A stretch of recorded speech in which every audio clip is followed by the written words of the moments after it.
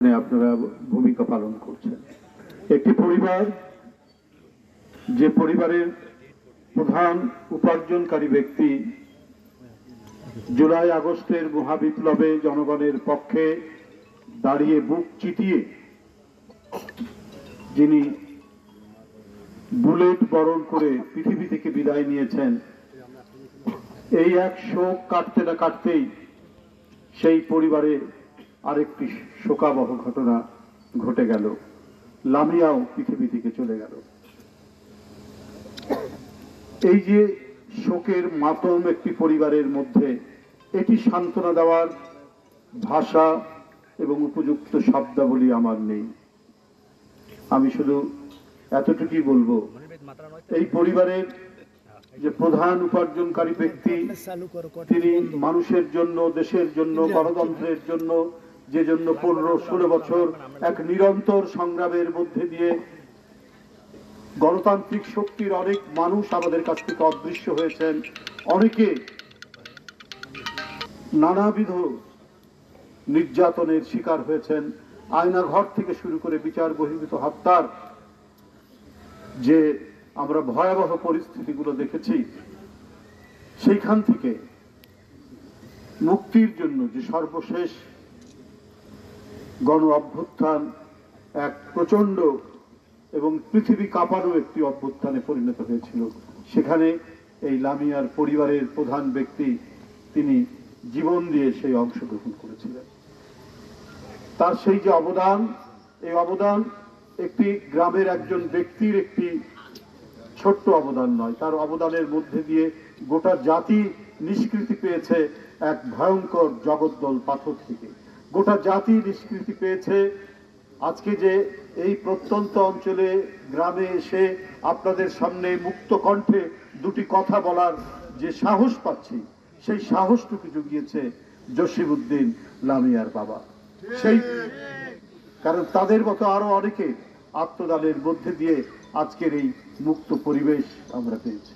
কিন্তু আমার বলতে একটু দ্বিধাও হয়, কিন্তু তবুও বলতে হয় যে যখন লামিয়ার উপর অত্যাচার এবং নির্যাতনের যে হুমকি আসছিল, সে যে বিচার চাচ্ছিল, সেই সময় বিচারের প্রক্রিয়াটি নিশ্চিত হলে সে হয়তো আজকে পৃথিবী থেকে বিদায় নিত না। তাই যে জন্য এত ছাত্র তরুণের জীবন চলে গেল, যে বিষয়টি নিশ্চিত করার জন্য ছাত্র শ্রমিকরা তাদের জীবন দিয়েছে, সেটা এখনো কেন বিলম্বিত হবে? অর্থাৎ আইনের শাসন এবং ন্যায় বিচার। একজন মানুষ ভুক্তভোগী হলে, একজন মানুষ সমাজে কারো দ্বারা উৎপীড়িত হলে, নির্যাতিত হলে, সে যদি বিচার প্রার্থী হয়, সেই বিচারের প্রক্রিয়া কেন বিলম্বিত হবে? এটা আজকে গোটা জাতির প্রশ্ন, এটা আজকে সাধারণ মানুষের প্রশ্ন। লামিয়ার তার যে পৃথিবী থেকে চলে যাওয়া, তার এই যে মৃত্যু, এর মধ্যে দিয়ে গোটা জাতির সামনে একটা বড় প্রশ্ন হয়ে দাঁড়িয়েছে যে জন্য 5ই আগস্টের যে মহাবিপ্লব ঘটলো, সেটা তো কিছু না, সেটা হচ্ছে আমরা গণতন্ত্র প্রতিষ্ঠা করতে চাই। আর গণতন্ত্রের মর্মবাণী কি? গণতন্ত্রের মর্মবাণী হচ্ছে আপনার আইনের শাসন, ন্যায় বিচার প্রতিষ্ঠা করা। আদালত হচ্ছে সেই জায়গা যেখানে মানুষ অন্য কোথাও বিচার না পেয়ে আদালতের আশ্রয় লাভ করে। সেটা হচ্ছে মানুষের সর্বশেষ আশ্রয়ের জায়গা। সেখান থেকে যদি মানুষ বিচ্যুত হয়, সেখান থেকে মানুষ যদি বঞ্চিত হয়, তাহলে সেই সমাজে নৈরাজ্যের কালো অন্ধকার নেমে আসে। সেই সমাজের মধ্যে পরিব্যাপ্ত হয় এক ভয়ঙ্কর হতাশা। তো সেটা এই ধরনের ফ্যাসিবাদের পতনের পরে এখনো কেন সেই পরিস্থিতি বিরাজ করবে? এখনো কেন তৃণমূল থেকে, গ্রামগঞ্জ থেকে, পাড়া মহল্লা থেকে জাতীয় পর্যায় পর্যন্ত প্রত্যেকটি জায়গায় যদি স্বস্তি নেমে আসে, তাহলে কেন পাড়ায়, মহল্লায়, গ্রামে গঞ্জে, আজকে বখাটে, আজকে সমাজ বিরোধীরা তারা আধিপত্য বিস্তার করবে? সেটার দায়িত্ব জনপ্রশাসনের, সেটা দায়িত্ব সমাজের প্রত্যেকটি মানুষের। তাদের যদি আধিপত্য বিচার করে, গণতন্ত্র কোনোদিনই চিরস্থায়ী হবে না।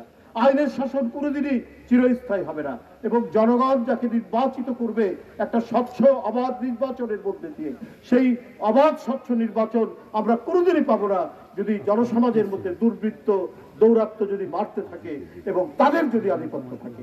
প্রত্যেকটি মানুষ, প্রতিটি মেয়ে, প্রতিটি বাড়ির কন্যা যারা স্কুলে যায়, কলেজে যায় এবং যারা যেভাবেই বিচরণ করুক না কেন, প্রত্যেকের নিরাপত্তা নিশ্চিত করবে যে সমাজ, যে রাষ্ট্র, সেটাই হচ্ছে আদর্শ গণতান্ত্রিক রাষ্ট্র।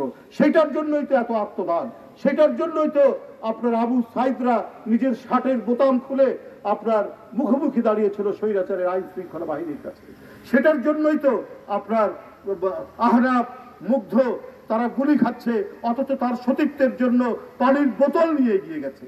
আজকে 8 মাস পেরিয়ে গেল, আমরা সেই স্বপ্ন, সেই শহীদদের স্বপ্ন বাস্তবায়ন করার জন্য আমরা উন্মুখ হয়ে আছি। আমরা সেটি বাস্তবায়ন যাতে হয় সেজন্য গোটা জাতি তাকিয়ে আছে।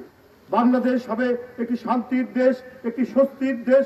প্রত্যেকটি মানুষ, সে যে পর্যায়েরই হোক না কেন, প্রত্যেকেরই নিরাপত্তা নিশ্চিত হবে। কেউ যেন কারো দ্বারা, শক্তিশালী মানুষ, অর্থবিত্তের মানুষ, যারা প্রভুত্বকামী, তাদের দ্বারা যেন সাধারণ নিরীহ গরিব মানুষ যাতে কোনোভাবেই আজকে লাঞ্ছিত হতে না পারে, নিরাপত্তাহীনতার মধ্যে ভুগতে না পারে, সেইটাই তো আমাদেরকে দেখা উচিত 5ই আগস্টের পর।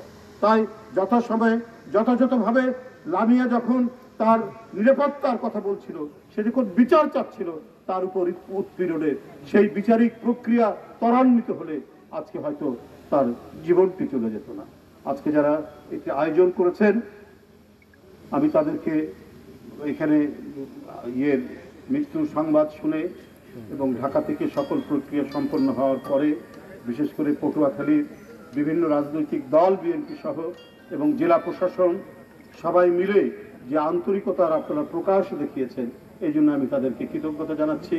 আল্লাহ যেন লামিয়ার বেহেশত নসিব করেন, আল্লাহ যেন তার বাবা জসিমের আমরা আত্মার মাগফিরাত কামনা করছি, এবং আল্লাহ যেন তাদের বেহেশত নসিব করেন এবং কবরে যেন তাদের শান্তি লাভ হয়, এই প্রার্থনা করে, এই মোনাজাত করে আমি আপনাদের কাছ থেকে বিদায় নিচ্ছি।